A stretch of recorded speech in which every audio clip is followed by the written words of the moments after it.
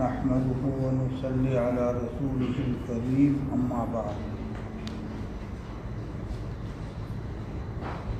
قال النبي صلى الله تعالى عليه وسلم: خير الكلام كلام الله وخير الهدي وشر الأمور محدثاتها وكل بدعة ضلالة وكل ضلالة في النار. بھائیو بزرگوں، سن 8 ہجری ہے، رمضان کا مہینہ ہے. 10,000 کے آس پاس مسلمان مجاہدین حضور کے ساتھ مدینے سے نکلے اور مکے کو فتح کرنے کے لیے یہ مجاہدین، یہ فوج جا رہی ہے.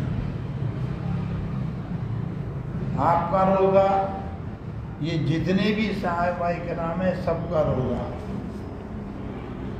مقام قدید ایک جگہ ہے جو مکے کے قریب اور مدینے سے کچھ دور ہے. سہ پہر کا وقت ہے. سہ پہر کا مطلب ہماری زبان میں آج کل سمجھ لیجیے تقریباً 4 بجے کا وقت ہے.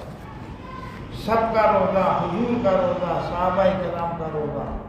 حضور صلی اللہ علیہ وسلم نے 4 بجے روزہ توڑ لیا، افطار کر لیا، 4 بجے روزہ توڑ لیا. حضور کو روزہ توڑتے ہوئے دیکھا تو صحابہ نے تقریباً سبھی نے اپنا روزہ کھول دیا، اپنا روزہ توڑ دیا. لیکن کچھ لوگ ہر دور میں صحابہ میں بھی ہوتے ہیں غالی فی الدین، دین میں غلو کرنے والے، اچھے کام میں حد سے آگے بڑھنے والے. کچھ لوگ ایسے ہوتے ہیں، ہر زمانے میں رہے. صحابہ میں سے بھی بعض صحابہ نے گنے چنے چند نے روزہ نہیں توڑا. حضور نے روزہ توڑ لیا. بڑے بڑے صحابہ تقریباً سب نے روزہ توڑ لیا. چند رہ گئے کہ 1 یا 2 گھنٹے دن باقی ہے روزہ پورا کرنا، اور اس روزہ پورا کرنے کو عبادت جاننے، افضل عمل سمجھ رہے ہیں. حضور صلی اللہ علیہ وسلم کو جب اس عمل کی اطلاع دی گئی کہ حضرت کچھ لوگ ایسے ہیں جنہوں نے روزے کو توڑا نہیں، آپ کو روزہ توڑتا ہوا دیکھ کر، آپ کا حکم سن کر، بلکہ وہ روزہ پورا کر رہے ہیں، تو سرکار نے ان غالی فی الدینوں کے لیے کیا سرٹیفکیٹ عطا فرمایا؟ اولئک العصاۃ، اولئک العصاۃ، وہ نافرمان ہیں، اللہ کے رسول کی منشا کے خلاف ان کا عمل، اپنی مرضی نہیں دین میں. اچھا ہوا میں نے ایک عذر کی وجہ سے مغرب کی نماز نہیں پڑھائی. یہاں سنتیں زندہ ہونی چاہیے. خانقاہ کا مطلب کیا ہے کہ جو سنتیں مٹی ہوئی ہیں، جن پر عمل نہیں ہوا، وہ سامنے آنا چاہیے.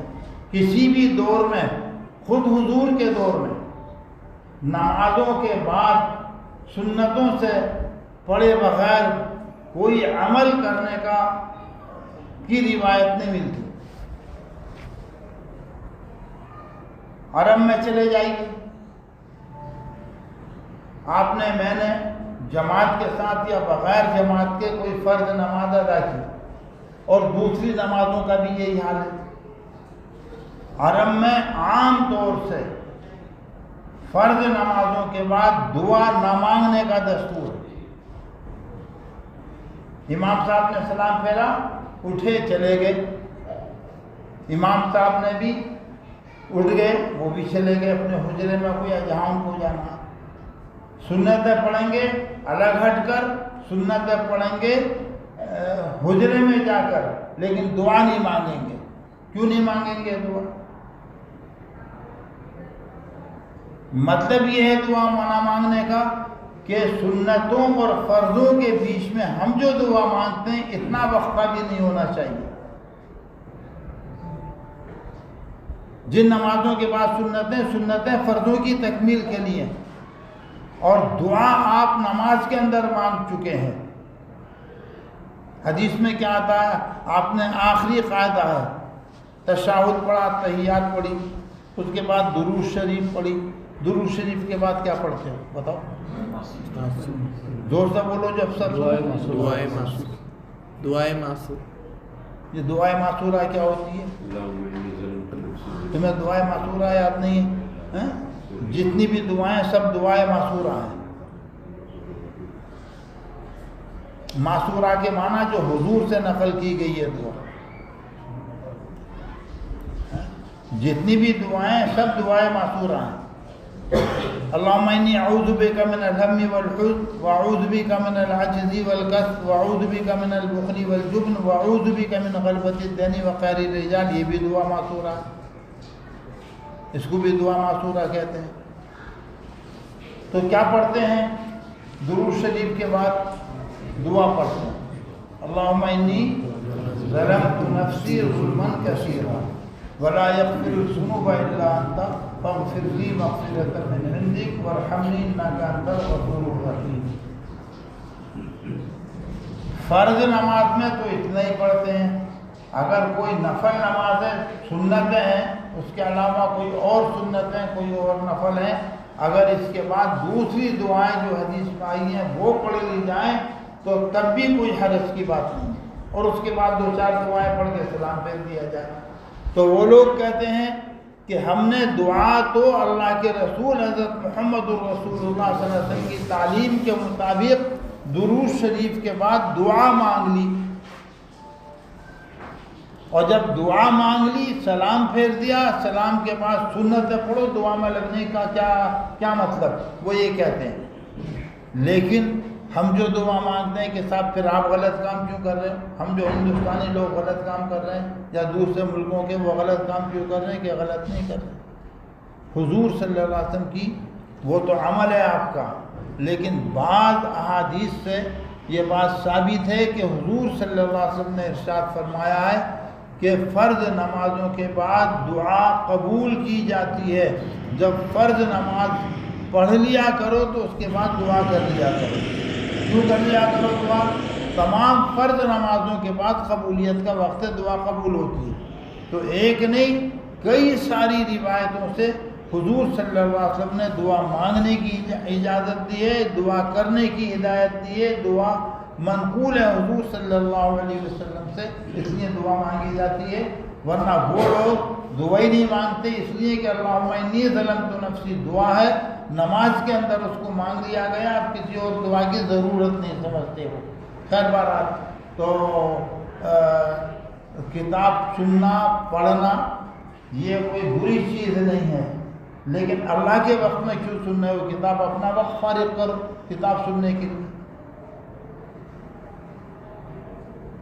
آپ نے فرضوں کا سلام پھیرا، دعا مانگو، اگر سنتیں نہیں ہے مختصر سی سنتوں میں لگ جاؤ، یہ اللہ کا وقت ہے، اللہ کے لیے نماز کے لیے اس وقت کو آپ فارغ کر کے لائیں، اور جب سنتوں سے فراغت ہو جائے، نفل اپنا اختیاری عمل ہے، جب سنتوں سے فراغت ہو جائے، سنتوں سے فراغت کے بعد کتاب پڑھو، وعظ و نصیحت سنو، وعظ و نصیحت کرو، تقریر سنو، پھر کوئی منع نہیں کرے گا۔ اور یہ بھی نمازوں کے بعد، عصر کے بعد پہلے جگہ جگہ کتاب پڑھی جاتی تھی، فضائل اعمال، عصر کے بعد عام طور سے، کئی فجر کے بعد پڑھی جاتی تھی۔ اب جاہل اماموں نے، جاہل داعیوں نے یہ جہالت اختیار کر رکھی ہے کہ ظہر کا سلام پھیرا تو کتاب لے کے کھڑے ہو گئے، مغرب کا سلام پھیرا تو کتاب لے کے کھڑے ہو گئے، عشاء کے بعد بھی کتاب لے کے کھڑے ہو گئے۔ مختلف علاقوں میں یہ طریقہ ابھی سال 6 مہینے سے، سال 2 سال سے یہ طریقہ دیکھنے میں آیا ہے، یا یوں کہہ لیجیے سیدھے الفاظ میں، جب سے جماعت کے ساتھیوں میں پھوٹ پڑی ہے اس وقت سے یہ بدعت ایجاد ہوئی ہے کہ فرض نمازوں کے بعد سلام پھیرتے ہی آدمی کتاب لے کے کھڑا ہو جائے۔ پہلے یہ دستور نہیں تھا، پھوٹ کے بعد کا یہ عمل، اختلاف کے بعد کا یہ عمل ہے، اور ایسا عمل جس کا مسلمان عام طور پر جس عمل کو نہ کرتے ہوں اس عمل کو چھوڑنا لازم و ضروری ہے۔ میں نے جو حدیث پڑھی ہے حضور صلی اللہ علیہ وسلم کا ارشاد ہے خیر الکلامی کلام اللہ، بہترین کلام اللہ کا کلام ہے، یعنی قرآن مقدس، اس سے بہتر کوئی کلام نہیں۔ اور اس کے بعد فرمایا وخیر الہدی ہدی محمد، بہترین سیرت، بہترین عادت، بہترین طریقہ حضرت محمد رسول اللہ صلی اللہ علیہ وسلم کا طریقہ ہے۔ عید کی نماز سے پہلے خطبہ ہوتا ہے یا عید کی نماز کے بعد خطبہ ہوتا ہے بتائیے؟ اور جمعے سے پہلے خطبہ ہوتا ہے۔ صحابہ موجود، مدینے کا ایک گورنر جس کا نام مروان ابن حکم ہے، یہ بخاری و مسلم میں لکھا ہوا، اپنی طرف سے کچھ نہیں کہہ رہے، کیا نام ہے اس کا؟ مروان ابن حکم ہے، مدینے کا گورنر ہے۔ گورنر کا مطلب کلکٹر، ڈی ایم، مدینے کا گورنر، بنو امیہ کے بادشاہوں میں سے ایک بادشاہ ہے۔ عید کا دن حضرت ابو سعید خدری رضی اللہ تعالیٰ عنہ اور مروان ابن حکم ہاتھ میں ہاتھ ڈالے ہوئے ایک دوسرے کے عیدگاہ کو جا رہے ہیں۔ ہاتھ میں ہاتھ ڈال کے آ گئے، دوست آپس میں پنجے سے پنجہ ڈال کے ہاتھ دو، اپنا جلدی سے جاہل کہیں کہ ادھر یہ والا ہاتھ دو، میں کون سے ہاتھ کا اشارہ کر رہا ہوں؟ چلتے نہیں چلتے ہیں برابر سرابر، چلتے ہیں کھڑے ہو گئے۔ ایسے مروان ابن حکم جو مدینے کا گورنر اور ابو سعید خدری رضی اللہ تعالیٰ عنہ سفر چل رہے ہیں، عیدگاہ جا رہے ہیں۔ عیدگاہ میں پہنچ گئے، ایک نیا کام تو آج ابو سعید خدری نے یہ دیکھا کہ ممبر بنا دیا گیا۔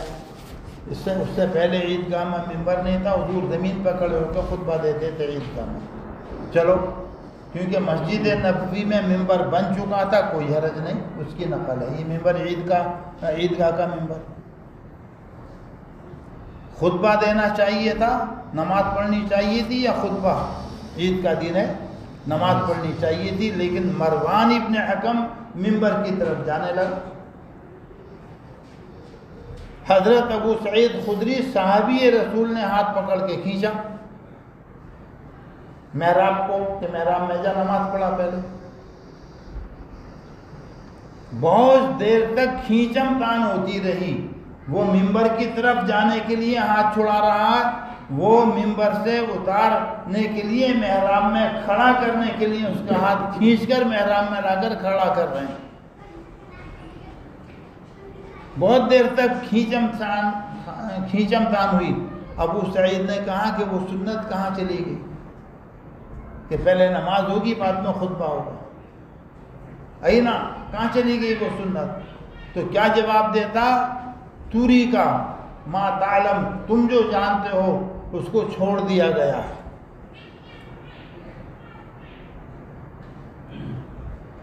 حضرت ابو سعید ناراض ہو گئے کہ تو چھوڑ یا مت چھوڑ وہ تو تیرا عمل، لیکن جو میں جانتا ہوں اس سے بہتر عمل تو پیش کر نہیں سکتا۔ حضور صلی اللہ علیہ وسلم نماز کے بعد خطبہ دے دیتے، عید کا خطبہ نماز کے بعد ہی ہوگا، تو اس سے بہتر عمل لا نہیں سکتا۔ تو کیا کہتا ہے کہ عید کی نماز کا سلام پھیر کے لوگ بھاگ جاتے ہیں، کوئی خطبہ نہیں سنتا، اس لیے ہم اس عمل کو شروع کر رہے ہیں کہ پہلے خطبہ دیں تاکہ لوگ سب بات سن لیں۔ بتائیے بات یہ سوچ صحیح ہے یا غلط ہے؟ بظاہر یہ سوچ صحیح ہے۔ اب یہ 10 آدمی بیٹھے ہیں، سلام پھیرتے خطبہ دیا جائے گا تو یہاں سے لے کے وہاں تک عید کا بری بھی نظر آئے گی، اتنے لوگ بات سنیں گے۔ لیکن ابو سعید خدری نے کہا کہ بالکل غلط، حضور صلی اللہ علیہ وسلم خطبہ دیا کرتے تھے نماز کے بعد، تو نماز سے پہلے جو خطبہ دے رہا بالکل غلط ہے، قابل عمل نہیں، اور عید کی نماز پڑھے بغیر اس کے ساتھ گھر چلے گئے، نماز نہیں پڑھی اس کے پیچھے۔ کہ صاحب بعد میں کتاب نہیں سنی جائے گی، بعد میں اس عمل میں لوگ شریک نہیں ہوں گے، یہ سارے بہانے ہیں۔ جس کے مقدر میں سننا ہے وہ سنے گا، آپ بعد میں پڑھیں یا پہلے پڑھیں۔ جس کو نہیں سننا، وہ کتنے لوگ جہاں کتاب نمازوں کے بعد پڑھی جاتی ہے، کتاب نہ سننے کے چکر میں سنت تک چھوڑ کے لوگ چلے جاتے ہیں، مسجد سے نکل جاتے ہیں، میں نے دیکھا۔ امام صاحب نے کتاب شروع کی کہ کون سنے، لہذا چپل پہنے، جوتا اٹھایا، پہنے اور چلے گئے۔ کتاب بھی گئی اور سنتیں بھی گئیں، کم سے کم سنت تو پڑھ لیں۔ تو کہیں اور بھی یہ عمل اگر ہوتا ہے کہ فرضوں کا سلام پھیرنے کے بعد کوئی کتاب پڑھتا ہے تو اس کا عمل غلط، بالکل غلط ہے۔ لیکن کن نمازوں کے بعد؟ جن نمازوں کے بعد سنتیں ہیں، اور جن نمازوں کے بعد سنتیں نہیں ہیں جیسے عصر اور فجر، آپ چاہے تسبیح پڑھ لیں یا کتاب پڑھ لیں، دونوں برابر۔ اور جن نمازوں کے بعد سنتیں ہیں، بہت مختصر سی دعا کر کے سب سے پہلے سنتیں ادا کی جائیں گی، اس کے بعد کوئی کام دوسرا، دین کا کوئی دوسرا کام ہوگا۔ اس کو ذہن میں رکھیں۔ اللہ تعالیٰ سمجھنے کی، عمل کرنے کی توفیق دے۔ سبحان اللہ و بحمدہ، سبحانک اللہم و بحمدک، نشہد ان لا الہ الا انت، نستغفرک و نتوب الیک۔